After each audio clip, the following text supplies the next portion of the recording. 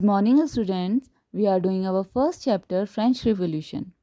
In previous video, we discussed about women and their role in French Revolution, how they finally won the right to vote in 1946. Today, we will continue this chapter from page number 21, from the unit 5, the abolition of slavery, Das Pratha ka Unmoolan. So, let's start. One of the most revolutionary social reform of Jacobean design was the abolition of slavery in French colonies. Jacobian शासन के दौरान में जो सबसे बड़ा समाज सुधार का कार्य किया गया वो था फ्रेंच कॉलोनीज से दास प्रथा का अंत. The colonies in the Caribbean, Martinique, Guadeloupe, San Domingo were important supplier of commodities such as tobacco, indigo, sugar and coffee. जो कैरेबियन कॉलोनीज थी उन वहाँ मार्टिनिक, गल्डॉप एंड सैन डोमिंगो में क्या होता था, इंडिगो, तंबाकू, शुगर और कॉफ़ी के ये बहुत ज़्यादा बड़े आपूर्तिकर्ता थे, वहाँ पर इनकी सप्लाईज की जाती थी. But the reluctance of European to go and work in distant and unfamiliar lands meant a shortage of labour on the plantation. लेकिन जो यूरोपियंस थे वो क्या करना चाहते थे, वो बिल्कुल भी इच्छुक नहीं थे दूर देशों में जाके बागानों में मजदूरी करने के. इससे जो बागानों में क्या हो गई, श्रमिकों की कमी हो गई. So this was made by a triangular slave trade between Europe, Africa and America. और इस वजह से यूरोप, अफ्रीका और अमेरिका में स्लेव ट्रेड स्टार्ट हुआ. एक त्रिकोणीय स्लेव ट्रेड स्टार्ट किया गया. The slave trade began in 17th century. When it began, this slave trade began in 17th century. French merchants sailed from the port of Bordeaux or Nantes to the African coast, where they bought slaves from local chieftains. So, जो ये merchants थे ये Bordeaux और नांटिक से African coast में जाते थे, Africa के तट पे जाते थे, where they bought slaves from the local chieftains.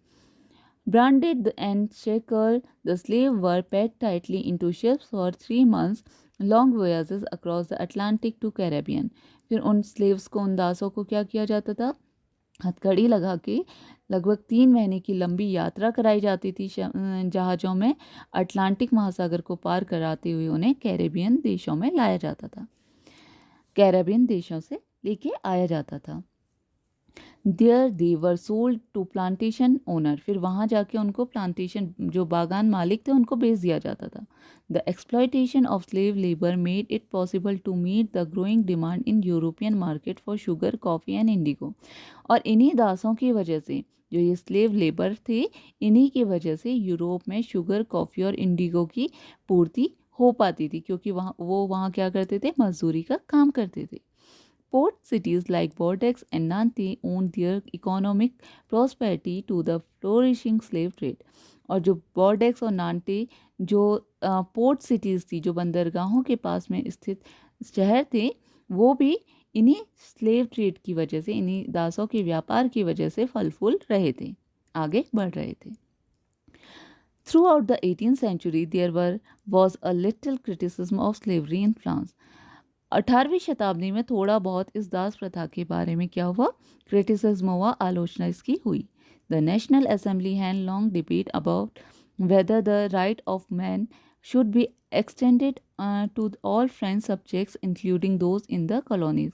National assembly में बहुत लंबी लंबी डिबेट हुई, वाद विवाद हुआ कि क्या जो आदमी हैं, जो मनुष्य हैं फ्रांस के और जो कॉलोनीज़ के हैं, जिन दासों को लाया जाता है, क्या उनके अधिकारों का को इस तरह से हनन उनके अधिकारों का किया जाना चाहिए, क्या उनको समस्त तरह की सुविधाएं नहीं दी जानी चाहिए.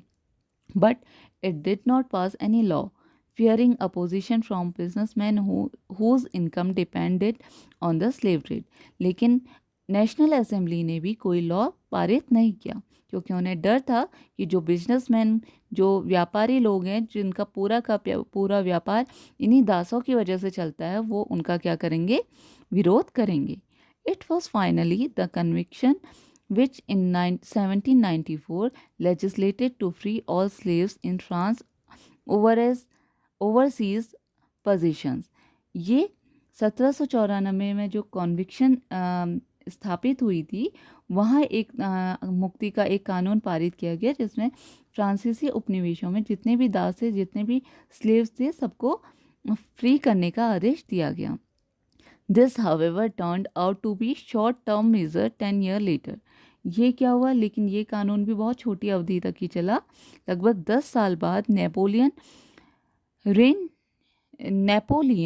Reintroduce slavery. अब नेपोलियन बोनापार्ट जब आए, उन्होंने फिर से दास प्रथा को शुरू कर दिया। Plantation owner understood their freedom as including the right to enslave African negro in pursuit of their economic interest.